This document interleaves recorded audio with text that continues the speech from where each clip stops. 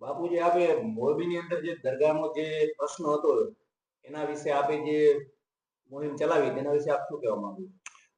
મોરબીની અંદર મણિ મંદિર આવેલો છે અને એ હિન્દુઓનું એક પૌરાણિક જગ્યા છે અને એને બાજુમાં એક દરગાહ આવે રાતોરાત ઊભી થઈ જતી હોય તો એ મનસા વિધર્મીઓની બરોબર નહોતી. કેમ કે આપ જોશો લગભગ હિન્દુઓના મંદિર હોય એને બાજુમાં રાતોરાત દરગાહો ઊભી થઈ જતી હોય છે. તો ભાઈ હિન્દુઓને મંદિરમાં બાજુમાં જે કેમ દરગાહ ઊભી થઈ જતી હોય છે? એનું કારણ છે એની મનસા બરોબર નથી. એનો જો અંદરનો ભાવ છે ને એ બિલકુલ સારો નથી. એનો ભાવ સીધો જ મંદિરો ઉપર કબજો કરવાનો હોય છે. કેમ કે મંદિરમાં લોકો આવતા હોય, બાજુમાં દરગાહ હોય તો એમાં લોકો આવે ત્યાં ચડાવો ચડાવે અને ચડાવો ચડે એ ચડાવો સારી જગ્યા લાગે તો ઠીક છે, આપણે કોઈ વાંધો નથી, પણ એ ચડાવો હિન્દુઓને અત્યાચાર માટે વપરાય.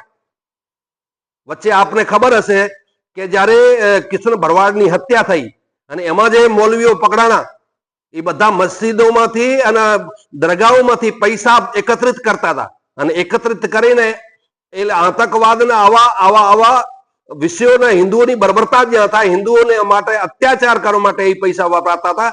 એટલે ખાલી મણિ મંદિર તક વિષય નથી, કોઈ બી મંદિરને બાજુમાં દરગાહ ન હોવી જોઈએ. પહેલે કોઈ હતી ને રાતોરાતો ઉભી થઈ જતી હોય છે, ઓટોમેટિક પીર પ્રગટાઈ જતા હોય છે રાતોરાત.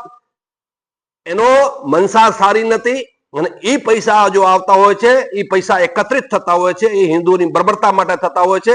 એટલે અમે ઘણા ટાઈમથી પહેલે વિષય ચલાવેલો હતો કે ભાઈ મણિ મંદિરના બાજુમાં દરગાહ બિલકુલ સહન કરી શકાય એમ નથી, ન થવી જોઈએ, ન રહેવી જોઈએ. તો ગેરકાયદેસર હતી અને સરકારને ધ્યાનમાં આવી ગયો અને સરકારે એને પાડી નાખી.